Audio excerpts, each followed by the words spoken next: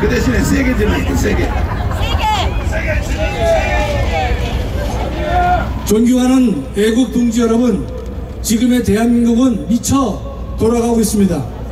7개 범죄 9개 혐의로 재판을 받고 있는 이재명을 지지하는 국민이 저리도 많다는데 참담함을 금할 수 없습니다.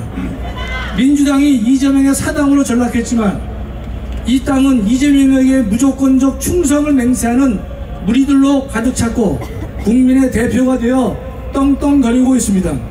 또한 지금의 대한민국은 수치심조차 사라졌습니다. 법인카드를 개인적으로 사용해도, 대학 교수가 서류를 위조해 입시 부정을 저질러도, 불법 대출로 강남의 고가 아파트를 구입해도, 턱도 없는 성 관련 궤변을 해도 저들은 부끄러움을 모릅니다. 더 나아가 지금의 사법부도 양심을 잊은 지 오래됐습니다.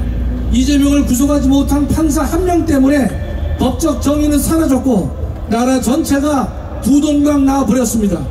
조국을 법정 구속하지 않은 법원의 결정으로 2심 무죄 판결까지 받은 피고인이 정당을 창당하고 드디어 제3당의 대표가 되는 나라로 전락해버린 것입니다. 그런 와중에 국민의힘은 반사적 이익조차도 얻지 못하고 갈팡질팡하다가 다 이긴 싸움을 대패로 만들었습니다. 자신의 정체성을 지키지 못하다 보니, 또 무엇을 할 것인가를 분명히 밝히지 못하다 보니 국민으로부터 외면받은 정당으로 전락하였습니다. 좌파들은 보란듯이 연대하여 자신의 세력을 키우고 있는 현실을 빤히 보면서도 국민의힘은 보수 세력의 결집은 외면하고 혼자 고고한 척하다가 참담한 결과를 만들었습니다. 존경하는 애국동지 여러분, 그러나 너무 실망하지 마십시오. 자유통일당은 목표 달성에 실패했지만 우리는 선전했고 당당했고 떳떳했고 정직했습니다. 22대 총선에서 북한의 김정은과 민주당은 자유통일당의 국회 입성을 싫어하고 두려워하고 있다는 사실을 확인할 수 있었습니다. 근본에 나타난 선거 부정도 자유통일당의 국회 입성을 두려워하는 쪽에서 조직적이고 의도적으로 저질렀다고 보여지는 것입니다. 안타까운 것은 보수 우파를 자처하는 국민의힘이 자유통일당의 입성을 노골적으로 반대하고 있다는 것입니다. 보수 우파도 강경한 세력과 온건한 세력으로 나누어져 있으며 다양한 보수 우파의 결집을 통해 좌파 연대와 싸워야 할 것입니다. 그런데 맏형격인 국민의힘이 자신의 이러한 책무를 수행하지 못하고 있으니 국민의힘의 총선 3연패는 예견된 것이라고 할 것입니다. 만일 국민의힘이 계속해서 정신을 차리지 못하고 함께 해야 할 보수 우파 세력을 끌어안고 가지 못한다면 다음 총선도 패할 수밖에 없을 것입니다. 존경하는 애국동지 여러분, 제22대 총선은 대한민국 국민에게 자유통일당의 존재를 알렸고 자유통일당이 진정한 보수우파의 정당임을 모든 국민에게 각인시켜 주었습니다. 우리는 정직했고 당당했습니다. 비록 국회 입성에 실패했지만 자유통일당은 대한민국의 정체성과 정통성을 지킬 수 있는 유일한 정당으로 우뚝 섰습니다. 또한 한국교회를 살릴 수 있는 유일한 정당으로 인정받은 것입니다. 자유통일당은 5.18 유공자 명단을 공개하는 법률을 만들겠다고 했고 제주 4.3 사건의 재심재판을 무효할 것이며 차별금지법을 목숨 걸고 지지할 정당임을 분명히 했습니다. 그래서 많은 지지를 얻게 된 것입니다.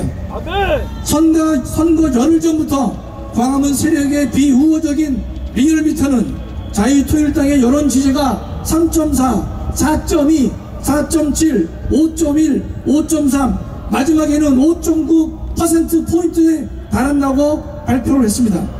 꾸준한 상승세를 감안하면 10%도 충분히 달성될 것으로 보는 것이 상식인데 자유통일당은 2.26%에 그쳤습니다. 우리는 이러한 선거 결과를 액면 그대로 받아들이기 매우 어렵습니다. 다른 정당은 여론조사의 결과와 실제 득표수가 일치하고 있는데 유독 자유통일당만이 여론조사 결과와 일치하지 않고 있는 것입니다. 보이지 않는 손이 개입하지 않고서는 이런 결과가 만들어지기 매우 어려운 것입니다. 자유통일당은 이러한 선거 부정 의혹에 대해 진실을 규명할 것이고 대한민국을 살리기 위해서라도 부정 의혹을 규명해야 할 것입니다.